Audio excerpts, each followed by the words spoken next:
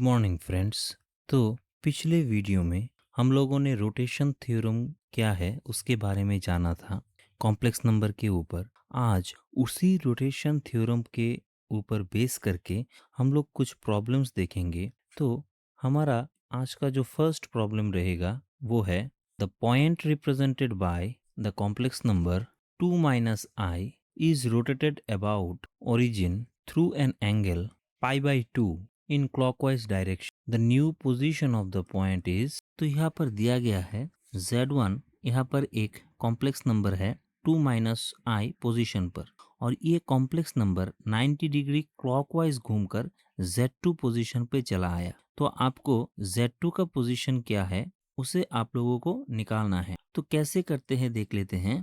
पहले दिया गया है z1 का पोजीशन जो है 2 माइनस आई, और ये after rotating pi by 2 clockwise ये z2 की पोजीशन पे चला आया। तो रोटेशन थ्योरम के अनुसार हम लोग जानते हैं z1 into e to the power i theta हो जाएगा। थीटा का वैल्यू यहाँ पर कितना आएगा, पाई बाई 2, और सिंस ये क्लॉकवाइज घूमा मतलब ऐसे इस डायरेक्शन से ऐसे जा रहा है, अगर ऐसे घूमता तो इसे हम लोग एंटी क्लॉकवाइज बोलते हैं। सिंस ऐसे घूम रहा है तो क्लॉकवाइज हो जाएगा। तो सिंस क्लॉकवाइज ये माइनस हो जाएगा, अगर एंटी क्लॉकवाइज घूमता तो पॉजिटिव होता। तो यहाँ पर हम लोग अगर इसे बिठा दे तो हो जाएगा z1 into e to the power minus i pi by 2। अब z1 का जो वैल्यू दिया गया है वो है 2 माइनस आई, और ये हो जाएगा cos minus pi by 2 plus i sine minus pi by 2। अब 2 माइनस आई, cos के अंदर माइनस के कोई वैल्यू नहीं रहती, और cos पाई बाई 2 का वैल्यू हो जाएगा 0, माइनस साइन के भीतर जो माइनस है वो बाहर आ जाएगा, और प्लस माइनस माइनस हो जाएगा i into sine pi by 2 का वैल्यू 1। तो यहाँ से आ जाएगा 2 माइनस आई इंटू माइनस आई, तो इंटू कर दे तो माइनस 2i, और माइनस माइनस प्लस आई स्क्वायर, तो ये हो जाएगा 1 माइनस 2i। मतलब ये जो पोजीशन हो जाएगा ये 1 माइनस 2i पर चला आएगा। तो ऐसे हम लोग फर्स्ट क्वेश्चन का आंसर निकाल सकते हैं। अब सेकंड वाला क्वेश्चन देख लेते हैं। सेकंड क्वेश्चन दिया गया है a man walks a distance of 3 unit from the origin towards the north east direction. मतलब यहाँ पर हम लोग नॉर्थ को, और इस दिशा में ईस्ट, इस दिशा में वेस्ट, और नीचे साउथ। तो एक मैन नॉर्थ ईस्ट डायरेक्शन पे 3 यूनिट गया, मतलब ओरिजिन से इस दिशा में 3 यूनिट जाकर z1 पोजीशन पे चला आया मानते हैं। इसे हम a से कंसीडर कर लेते हैं, और z1 पोजीशन से p बिंदु तक 4 डिस्टेंस गया, और p बिंदु पे आके थम गया। From there he walks a distance 4 units towards the north west direction 45 degree angle करके, और p बिंदु पे आके थम गया। Then the position of p in the Argand plane. Argand plane पे p बिंदु पे क्या पोजीशन इसका रहेगा, तो कैसे देख लेते हैं। पहले दिया गया है कि ओरिजिन से a बिंदु तक 3 यूनिट है, मतलब z1 वेक्टर में मॉड्यूलस ऑफ z1 जो हो जाएगा वो 3 यूनिट हो जाएगा, और तो z1 का जो वैल्यू आ जाएगा वो होगा 3 into e to the power i into pi by 4, जो हम लोगों ने केस 1 देखा था रोटेशन थ्योरम का। मतलब कोई एक एंगल अगर यहाँ से शुरू करके यहाँ पर खत्म हो जाए z1 पर, वो z0, कोई एक वेक्टर यहाँ से शुरू होकर z1 पर आकर खत्म हो जाए थीटा एंगल करके, तो z1 इसको हम लोग z0 into e to the power i theta लिख सकते हैं। सिंस ये वेक्टर जो है वो pi by 4 angle anticlockwise direction पे 3 यूनिट पे जाके रुक गया, तो इसलिए z1 का value 3 into e to the power i pi by 4 हम लोगों ने लिखा। अब z1 से z2 में ये फिर से चला गया। तो third case of rotation theorem जो था वो था, अगर z0 और सपोज z1, कोई एक z1 z2 और z3, कोई दो वेक्टर है जो z1 z2 से थीटा एंगल एंटी क्लॉकवाइज जाकर z1 z3 पोजीशन पर चला जाता है, तो रोटेशन थ्योरम हम लोगों को बोलता है z3 minus z1 by z2 minus z1, इसका मॉड्यूलस z3 माइनस z1 और z2 माइनस z1, और इसके इंक्लूडिंग जो एंगल है e to the power i theta, since ये एंटी क्लॉकवाइज डायरेक्शन पे गया तो e to the power i theta होता है। ये जो थ्योरम है वो हम लोगों ने पिछले दिन देखा था। तो इसको फॉलो करके इन द सेम वे में हम लोग यहाँ से लिख सकते हैं। आप लोग देखिए यहाँ पर जो वेक्टर दिया गया है z0 z1 और यहाँ से दिया गया है z1 z2। तो z0 z1 जो वेक्टर है वो एंटी क्लॉकवाइज डायरेक्शन में ऐसे घूमकर z1 z2 वेक्टर पर आकर कोइंसाइड हो जाता है। तो ऐसे हम लोग एक्स एक्सिस के पैरेलल करके अगर हम लोग एक लाइन ड्रॉ कर ले तो ये अगर 45 डिग्री है तो कॉरेस्पॉन्डिंग एंगल के अनुसार ये एंगल भी 45 डिग्री होगा। और यहाँ पे से दिया गया है कि ए पोजीशन से उन्होंने 45 डिग्री नॉर्थ वेस्ट डायरेक्शन पे गया, ये जो एंगल होगा वो भी 45 डिग्री होगा। तो 45 मिलकर टोटल इंक्लूडिंग एंगल जो होगा वो 90 डिग्री होगा। और 90 डिग्री किस डायरेक्शन पर? क्लॉकवाइज डायरेक्शन पर हो जाएगा। तो कोनी मेथड के सहारे हम लोग लिख सकते हैं यहाँ से z2 माइनस z1 बाई नीचे लिख सकते हैं z0 minus z1 equals to z2 minus z1 by z0 minus z1 और इंक्लूडिंग एंगल जो है वो है e to the power i pi by 2, लेकिन ये क्लॉकवाइज डायरेक्शन पे है इसलिए आगे एक माइनस। अब z2 जैसा है वैसा रहेगा। z1 का वैल्यू जो है वो आया था 3 into e to the power i pi by 4 और z0 तो हो जाएगा ओरिजिन 0 माइनस z1 का पोलर फॉर्मेट में रिप्रेजेंटेशन हो जाएगा 3 into e to the power i pi by 4। z2 minus z1 का जो मॉड्यूलस हो जाएगा वो होगा 4 और z0 z1 का जो मॉड्यूलस हो जाएगा वो होगा 3 e to the power minus i pi by. तो e to the power i pi by 2 का वैल्यू हम लोग जानते हैं, इसे हम लोग cos minus pi by 2 plus I minus pi by 2 लिख सकते हैं, साइन माइनस पाई बाई 2 लिख सकते हैं, cos minus pi by 2 plus i sine minus pi by 2 ऐसा लिख सकते हैं। अब cos पाई बाई 2 का वैल्यू जो है वो तो 0 हो जाएगा और आई साइन पाई बाई 2 का वैल्यू जो है 1 और माइनस बाहर आकर इस प्लस से इंटू हो जाएगा और माइनस हो जाएगा टोटल। तो यहाँ से हो जाएगा माइनस 4/3 0 माइनस आई, मतलब इसे हम लोग लिख सकते हैं माइनस 4i/3 ऐसा। तो यहाँ से अल्टीमेटली लिखा जा सकता है z2 minus 3 into e to the power i pi by 4 minus minus 3 e to the power i pi by 4 equals to minus 4i/3।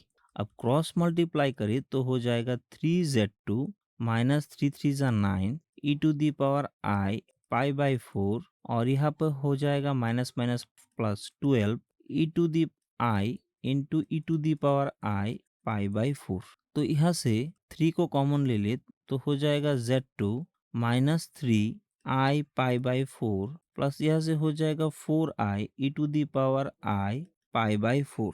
तो यहाँ से z2 को लिख सकते हैं 3 into e to the power i pi by 4 plus 4i e to the power i pi by 4।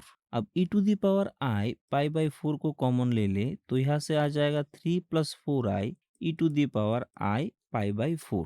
यही हो जाएगा रिक्वायर्ड p का कॉम्प्लेक्स नंबर में p का कोऑर्डिनेट एंड रिक्वायर्ड आंसर भी यही हो जाएगा। अब 3 नंबर एक प्रॉब्लम देख लेते हैं। The complex number z1 z2 and z3 satisfying z1 minus z3 by z2 minus z3 equal to 1 minus I root 3 by 2 are vertex of which type of triangle। मतलब यहाँ पर ये एक इक्वेशन दिया गया है, तो ये इक्वेशन किस ट्रायंगल को दर्शाता है? तो लिख लेते हैं, देखते हैं कैसे इसे ये होता है।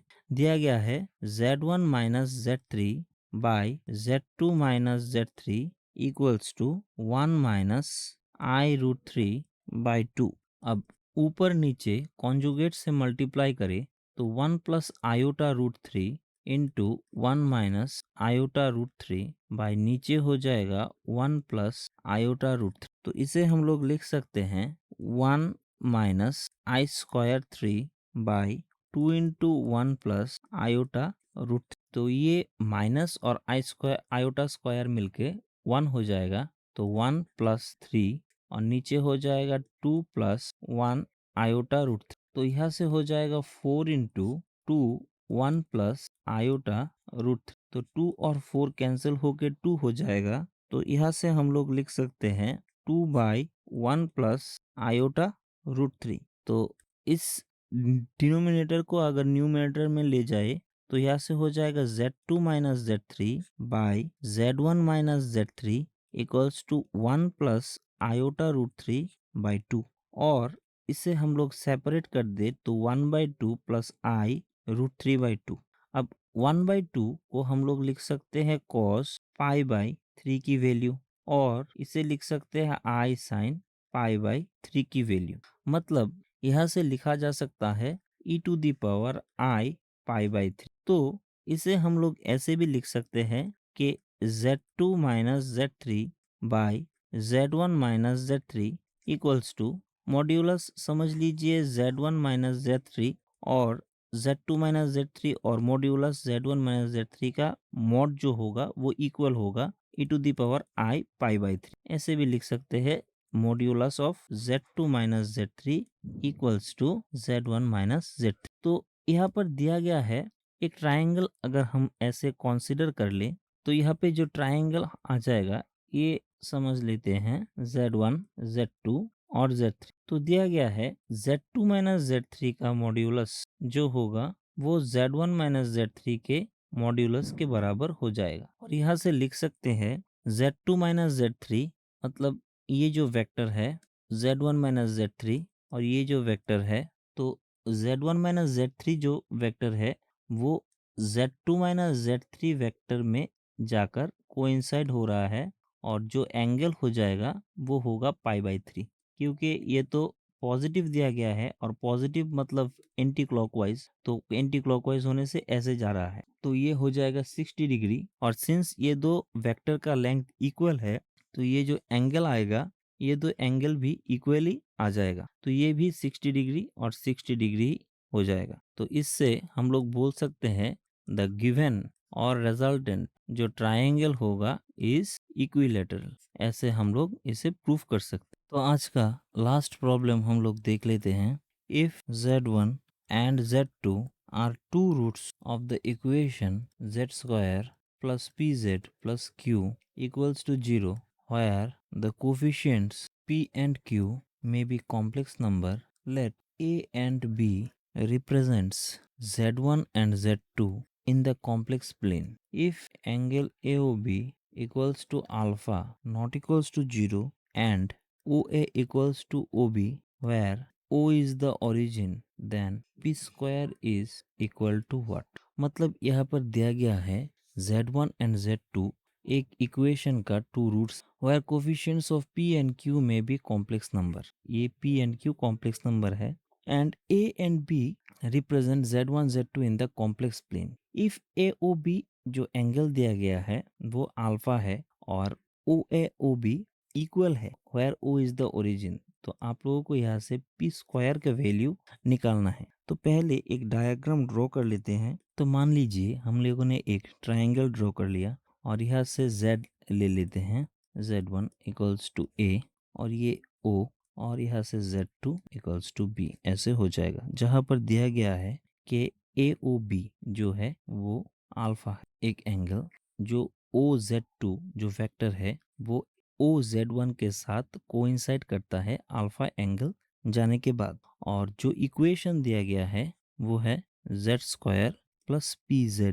Plus q equals to 0, and दिया गया है z1 and z2 are two roots of the equation. और ये z1 z2 जो कॉम्प्लेक्स रूट है वो किसी ट्रायंगल का दो वर्टेक्स। तो थ्योरी ऑफ क्वाड्रेटिक इक्वेशन से हम लोग लिख सकते हैं z1 plus z2 equals to minus p and z1 z2 equals to q। अब दिया गया है एंगल AOB जो है वो है अल्फा।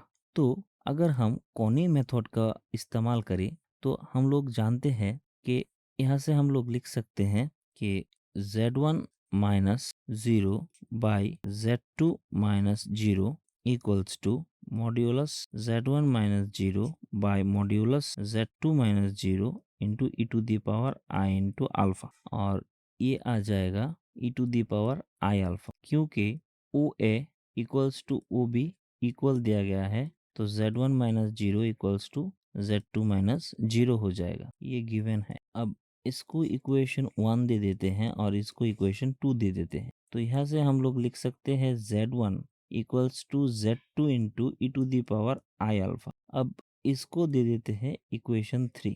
अब इक्वेशन 3 को हम लोग इक्वेशन 2 के अंदर पुट कर दें, तो यहाँ से इक्वेशन 2 आया था z1 z2 equals to q, और हम लोगों को मिला z1 का वैल्यू वो है z2 into e to the power i alpha. तो यहाँ पर z2 जो है वैसे हो जाएगा, तो यहाँ से हम लोग z2 को लिख सकते हैं z2 square e to the power i alpha equal to q।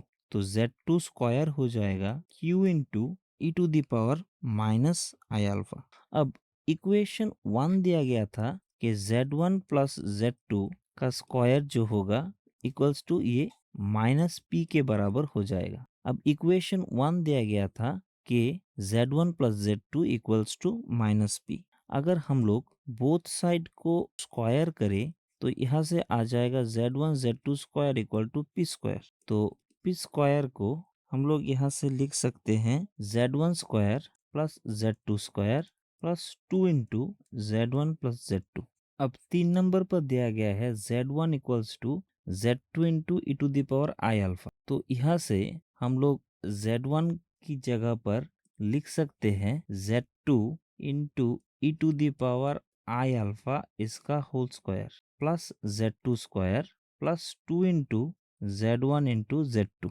तो इसे हम लोग लिख सकते हैं z2 square into e to the power 2 i alpha plus z2 square plus 2 z1 z। अब z2 स्क्वायर को कॉमन ले ले, तो यहाँ से आ जाएगा 1 plus e to the power 2 i alpha plus z1 z2 का वैल्यू था q। कहाँ से? इक्वेशन 2 से, फ्रॉम इक्वेशन 2। और z2 स्क्वायर का वैल्यू था q into e to the power minus i alpha. तो यहाँ पर z2 स्क्वायर को पुट कर दे, तो आ जाएगा q into e to the power minus i alpha into 1 plus e to the power 2 i alpha plus 2 into q. यहाँ से आ गया ये फ्रॉम इक्वेशन 4। तो अब मल्टीप्लाई कर ले, तो यहाँ से आ जाएगा e to the power minus i alpha, और ये हो जाएगा 2 i alpha minus i alpha plus 2 into q. तो यहाँ से हो जाएगा q into e to the power minus i alpha plus e to the power i alpha plus 2 into q. तो इसे हम लिख सकते हैं cos minus alpha plus i sine minus alpha plus cos alpha plus i sine alpha plus 2q। तो ये हो जाएगा q इंटू कॉस के भीतर माइनस का कोई वैल्यू नहीं रहता, तो cos alpha minus i sine alpha plus cos alpha plus i sine alpha plus 2q। तो आई साइन अल्फा कैंसिल हो जाएगा, तो 2q cos alpha plus 2q। तो 2q को कॉमन ले ले, तो 1 प्लस cos अल्फा। तो अल्टीमेटली p स्क्वायर का वैल्यू आ गया 2q 1 प्लस cos अल्फा। अब 1 प्लस cos अल्फा को हम लोग लिख सकते हैं 2 cos square alpha by 2। Ultimately p square equals to हम लोग लिख सकते हैं 4 square 4q cos square alpha by 2। यही रिक्वायर्ड आंसर हो जाएगा। तो आज हम लोगों ने कोनी मेथड के ऊपर 4 प्रॉब्लम देखे। तो आज के लिए हम लोग सेशन यहीं पर ख़त्म कर देते हैं। कल हम और नया कुछ देखेंगे। तब तक के लिए thank you and good bye.